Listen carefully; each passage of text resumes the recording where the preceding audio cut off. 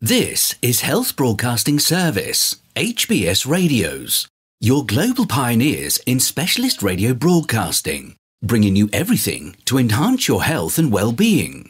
Health is your human right. HBS, your partners in everything about your health and well-being.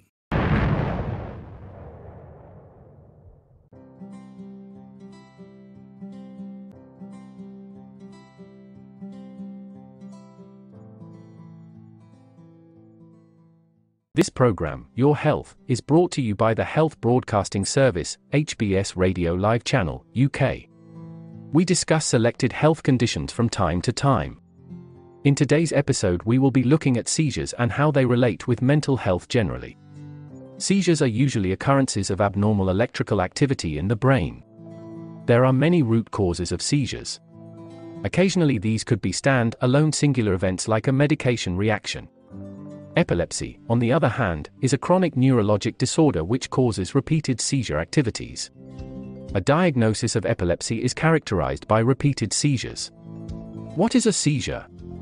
A seizure is a sudden alteration of behavior due to a temporary change in the electrical functioning of the brain. Because epilepsy is caused by abnormal activity, epileptic seizures can affect any process of the brain coordinates. Epilepsy is, however, a chronic non-communicable disease which can affect people of all ages and gender. According to data, around 50 million people worldwide suffer from epilepsy, making it one of the most common neurological diseases globally. Nearly 80% of people with epilepsy live in low and middle-income countries. It is estimated that up to 70% of people living with epilepsy could live seizure-free if diagnosed early and managed properly with the right treatments. The risk of premature death in people with epilepsy is up to 3 times higher than for the general population. 3/4 of people with epilepsy living in low-income countries do not get the treatment they need. In many parts of the world, unfortunately, people with epilepsy and their families suffer from stigma and discrimination. Epilepsy is characterized by recurrent seizures, which are brief episodes of involuntary movement that may involve a part of the body, that is partial, or it may involve the entire body, which is generalized. They are mostly accompanied by loss of consciousness and loss of bowel control or bladder function. Seizure episodes, which are diagnosed as non-epileptic, are often a result of excessive electrical discharges in a group of brain cells. Various parts of the brain can be the attributable site of such discharges. Seizures can vary from the briefest lapses of attention or muscle jerks to severe and prolonged convulsions. Seizures may vary in occurrence, from less than 1 in a year to several per day. One seizure does not signify epilepsy.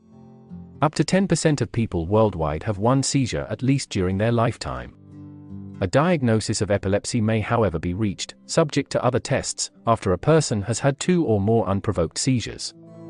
Epilepsy is one of the world's oldest recognized conditions, with written records dating back to 4000 BCE.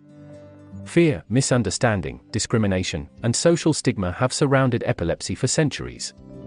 This stigma continues to affect sufferers in several countries today and can impact on the quality of life for people with the disease and their families.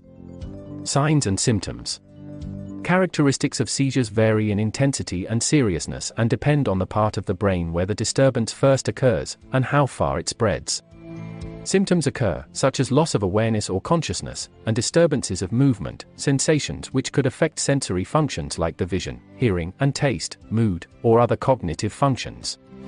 People with epilepsy tend to have more physical problems such as fractures and bruising from injuries related to seizures, as well as higher rates of psychological conditions, including anxiety and depression. Similarly, the risk of premature death in people with epilepsy is up to 3 times higher than in the general population, with the highest rates of premature mortality found in low and middle-income countries and in rural areas.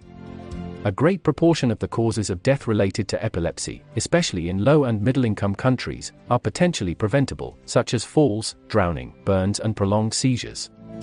Rates of disease. Epilepsy accounts for a considerable proportion of the world's disease burden, affecting around 50 million people worldwide. The estimated proportion of the general population with active epilepsy, which is continuing seizures or with the need for treatment, at a given time is between 4 and 10 per 1,000 people.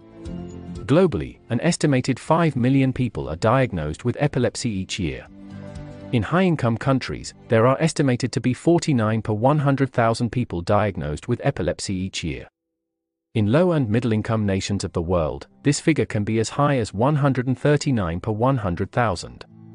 This is likely due to the increased risk of endemic conditions such as malaria or neurocysticercosis, the higher incidence of road traffic injuries, birth-related injuries, and so on. Seizure symptoms can vary widely. Some people with epilepsy simply stare blankly for a few seconds during a seizure, while others repeatedly twitch their arms or legs. Having a single seizure does not mean you have epilepsy. At least 2 seizures without a known trigger, known as unprovoked seizures, which happen at least 24 hours apart, are generally required for an epilepsy diagnosis. If you have been affected in this way, do seek medical help immediately. Treatment with medications or sometimes surgery can control seizures for the majority of people with epilepsy. Some people require long-term treatment to control seizures, which could be for life, but for others, the seizures eventually go away. Some children with epilepsy may outgrow the condition with age. Seizure signs and symptoms may include temporary confusion, a staring spell, stiff muscles, uncontrollable jerking movements of the arms and legs, loss of consciousness or awareness, psychological symptoms such as fear, anxiety, or déjà vu. Symptoms vary depending on the type of seizure. In most cases, a person with epilepsy will tend to have the same type of seizure each time, so the symptoms will be similar from episode to episode. Health professionals generally classify seizures as either focal or generalized, based on how and where the abnormal brain activity begins. On today's broadcast, we will also look at some classifications. Focal seizures. When seizures seemingly result from abnormal activity in just one area of the brain, they are referred to as focal seizures. These seizures fall into 2 categories. Focal seizures without loss of consciousness. These were called simple partial seizures. These seizures do not cause a loss of consciousness. They may, however, alter emotions or change perceptions of how things look, smell, feel, taste, or sound. Some people experience déjà vu. This type of seizure may also result in involuntary jerking of one body part, such as an arm or leg, and spontaneous sensory symptoms such as tingling, dizziness, and flashing lights. Another type of seizure is focal seizures with impaired awareness, once called complex partial seizures. These may occasion a change or loss of consciousness or awareness. This type of seizure may seem like being in a dream. During a focal seizure with impaired awareness, a person may stare into space and not respond normally to their environment. Or they may perform repetitive movements, such as hand rubbing, chewing, swallowing, or walking in circles. Symptoms of focal seizures may be confused with other neurological disorders, such as migraine, narcolepsy, or mental illness. A visit to the health professional and a thorough examination and testing by the doctor which help to distinguish and establish a diagnosis of epilepsy from other disorders. Generalized seizures. Seizures which appear to involve all areas of the brain are called generalized seizures. 6 types of generalized seizures exist. Absent seizures.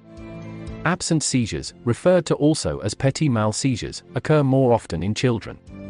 They are characterized by staring into space with or without subtle body movements such as eye blinking or lip smacking, and only last between 5 to 10 seconds. These seizures sometimes occur in clusters of, as often as 100 times per day, and cause a brief loss of awareness. Tonic seizures. Tonic seizures cause stiff muscles and may affect consciousness. These seizures usually affect muscles in the back, arms and legs, and may cause falls and accidents. Atonic seizures. Atonic seizures, also referred to as drop seizures, cause a loss of muscle control. Since this most often affects the legs, it often causes the sufferer to collapse or fall down to the ground. Clonic seizures. Clonic seizures are associated with repeated or rhythmic, jerking muscle movements. These seizures usually affect the neck, face, and arms. Myoclonic seizures. Myoclonic seizures usually appear as sudden brief jerks or twitches and usually affect the upper body, arms, and legs. Tonic-clonic seizures. Tonic-clonic seizures, previously known as grand mal seizures, are the most dramatic type of epileptic seizure. They can cause an abrupt loss of consciousness and body stiffening, twitching, and shaking. They sometimes cause loss of bladder control or biting of the tongue. When should a sufferer see a health professional? Please seek immediate medical help if any of the following occurs. If the seizure lasts more than 5 minutes. If breathing or consciousness does not return after the seizure stops. If a second seizure follows immediately after. If there is a high fever. If sufferer is pregnant. If sufferer is diabetic. If injury has occurred during the seizure. If sufferer is on medication prescribed by the health professional but continues to have seizures. If it is the first time of having a seizure, seek medical advice. What causes epileptic seizures? Epilepsy has no identifiable cause in about half the people with the condition. In the others, the condition may be traced to various factors, including genetic influence. Some types of epilepsy, which are characterized by seizures whose root cause emanate from certain parts of the brain that is affected, may run in families. In these cases, it is likely that there is a genetic influence. Researchers have linked some types of epilepsy to specific genes, but for most people, genes are only part of the cause of epilepsy. Certain genetic factors may make a person more sensitive to environmental conditions that trigger seizures. Head trauma resulting from an accident or other traumatic injury can cause epilepsy. Abnormalities in the brain, including brain tumors or vascular malformations such as arteriovenous malformations (AVMS) and cavernous malformations, can cause epilepsy. Stroke is a leading cause of epilepsy in adults older than age 35. Meningitis, HIV, viral encephalitis, and some other parasitic infections can cause epilepsy. Before birth, some babies are sensitive to brain damage that could be caused by several factors, such as an infection in the mother, poor nutrition, or oxygen deficiencies. This brain damage can result in epilepsy or cerebral palsy. Epilepsy can also sometimes be associated with developmental disorders, such as autism. Factors which may increase your risk of epilepsy. Age.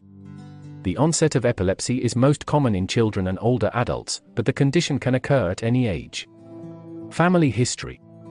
If there is a family history of epilepsy, you may be at an increased risk of developing a seizure disorder. Head injuries.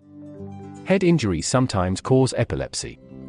You can reduce your risk by wearing a seat belt while riding in a car and by wearing a helmet while bicycling, skiing, riding a motorcycle, or engaging in other activities with a high risk of head injury.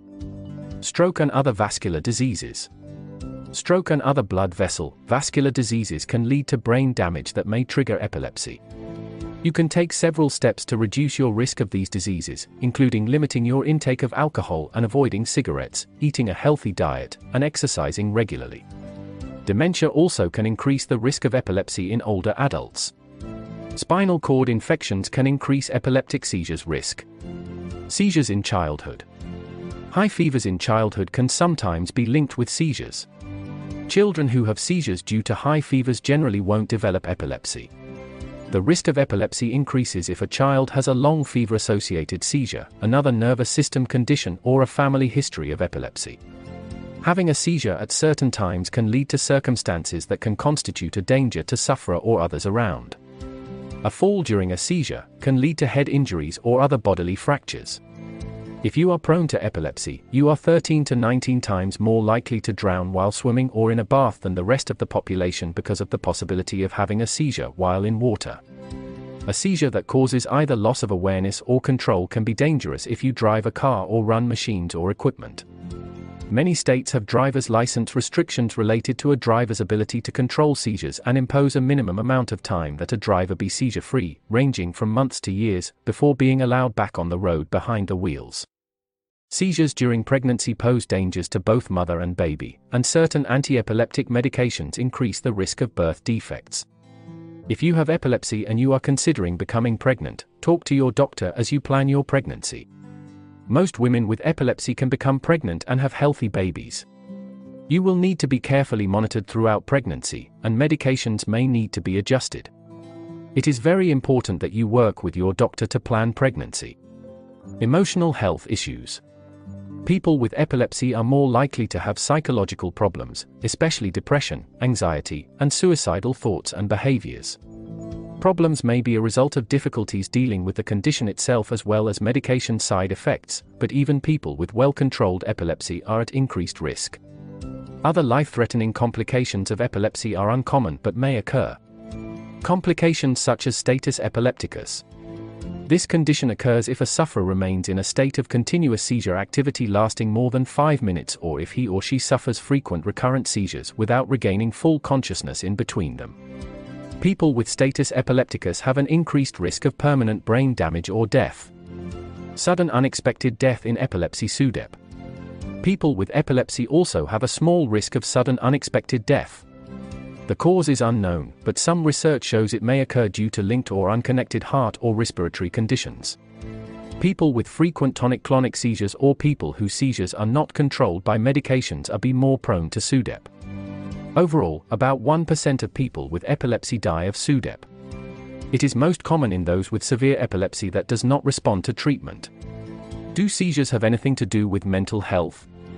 The relationship between epilepsy and behavioral disturbances has been a subject of controversy since the 19th century. Affective changes may occur prior, during, or after the ictal discharge. Depression is the most common and prevalent comorbidity.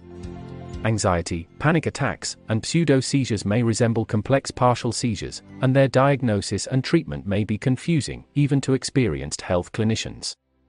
Epilepsy-related psychosis is less common, manifesting occasionally with symptoms that are indistinguishable from schizophrenia. People living with epilepsy have higher rates of autism, attention deficit hyperactivity disorder (ADHD), and depression than other adults. At the same time, people living with autism, ADHD, or depression seem to have a higher risk of epileptic seizures. Although the reasons are not clearly understood, epilepsy seems to be linked with many mental health issues. There appears to be similar changes in brain function among these conditions. It is also possible that the abnormal electrical activity from epilepsy can affect certain areas of the brain and cause behaviors common to ADHD, depression, and autism. Epilepsy and depression. Living with seizures is tough. It is common to experience sadness, frustration, anger, and even embarrassment. People with epilepsy tend to have a higher risk of developing depression. And people with depression have a higher chance of developing epilepsy. Seizure and anti-epileptic medicines may play a role in developing depression because they can affect the mood centers of the brain. A brain injury that puts someone at risk of epilepsy can injure or affect these mood centers, which may also play a role in depression. Treatment for both conditions can be tricky. Therapy or counseling may be a first step in treating depression. Epilepsy and ADHD. Adults living with epilepsy are more likely to have ADHD symptoms. In one large survey, about 18% of respondents with epilepsy had ADHD symptoms, compared with just over 4% of adults without it. People with epilepsy and ADHD tend to have higher rates of depression and anxiety. Given that depression and anxiety are common triggers for seizures, it's possible these conditions also could increase the frequency of seizures. Researchers are trying to find the connections between these conditions and epilepsy. They also are working to find ways for adults to better manage ADHD when they also suffer from epileptic seizures. Epilepsy and autism spectrum disorder. Although there is no possible mechanism for autism to cause epilepsy, research is showing that the two conditions are closely linked. About 20% of people living with autism spectrum disorder also have epilepsy, and about 20% of people living with epilepsy also have autism spectrum disorder. Epilepsy in patients with autism is often caused by underlying factors genetic and environmental that lead to both conditions. Epilepsy and general mental health. If you have epilepsy and signs of depression or ADHD, talk to your doctor. An appropriate treatment plan to help you manage your seizures as well as your mental and emotional health are more achievable. Emotional stress leads sometimes to seizures. Emotional stress is usually related to a situation or event that has personal meaning to you. It may be a situation in which you feel a loss of control. In particular, the kind of emotional stress that leads to most seizures is worry or fear. If you have already been diagnosed with epilepsy, then yes, anxiety can cause seizures. Severe stress is a common seizure trigger, and those with severe anxiety often experience severe stress. Between 30 and 50% of children with epilepsy will develop a behavioral or mental health problem. The types of behavioral problems associated with epilepsy include attention deficit, hyperactivity, anxiety, depression, aggression, and autism spectrum disorder. Depression can directly increase seizure frequency through the mechanism of sleep deprivation. Failure to recognize depression or inadequate treatment can lead to suicidal thoughts. Depression also often worsens concordance with anti-epileptic medication. Epilepsy, anxiety, and depression are all common disorders. It is therefore not surprising that all these conditions coexist in a sizable number of sufferers. Indeed, some research estimate the lifetime prevalence of depression in association with epilepsy to be as high as 55%. Despite this, there has been remarkably little research into the mechanism of depression and anxiety in epilepsy, and even less of its treatment. Most epilepsy clinics are overloaded with referrals, and the consultation naturally tends to focus on the patient's seizures and treatment thereof, but it is vitally important that health professionals treating people with epilepsy are able to recognize the symptoms of anxiety and, in particular, those of depression. Depression lowers quality of life significantly, yet it is an eminently treatable condition. Depression in epilepsy may be linked temporally to seizures, but the most common disorder is that of interictal depression. In addition to the recognized symptoms of anhedonia, lack of enjoyment, reduced appetite, poor energy, and sleep disturbance, interictal depression or dysphoria is more likely to be associated with agitation and psychotic features or impulsive self-harm than is depression in people without epilepsy, occasioning restlessness or truculent behavior. Estimates of the prevalence of depression in epilepsy vary. A point prevalence of depression of 50 to 55% is often quoted. These figures are based on populations including those with more severe epilepsy, but the few community studies that do exist suggest that prevalence in the community is not insignificant, at 20 to 30% in those with recurrent seizures and 6 to 9% in those in remission are found to be depressed. However, depression is probably no more common in epilepsy than in other chronic neurological conditions. Depression in a first-degree relative has also been identified as an independent risk factor pointing to a genetic predisposition. Sufferers taking anti-epileptic medication may become depressed as a result of their treatment. If at any time during your treatment, you feel depressed or start entertaining suicidal thoughts, please speak to your health professional or a therapist immediately. Symptoms of agitation, withdrawal, and mood disturbance suggestive of depression have been associated with certain prescription medications. If affected, please inform your health professional. Not all patients who are depressed appear weepy and withdrawn. Complaints such as lack of energy, weight loss, poor concentration, or other physical problems may be symptoms of depression which can often be missed.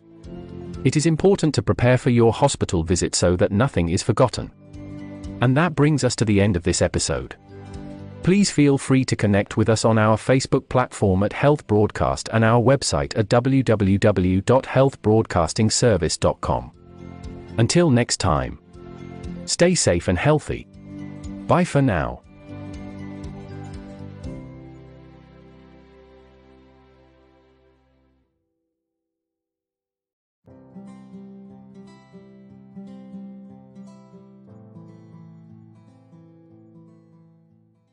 This is Health Broadcasting Service HBS Radios, your global pioneers in specialist radio broadcasting, bringing you everything to enhance your health and well-being. Health is your human right. HBS, your partners in everything about your health and well-being.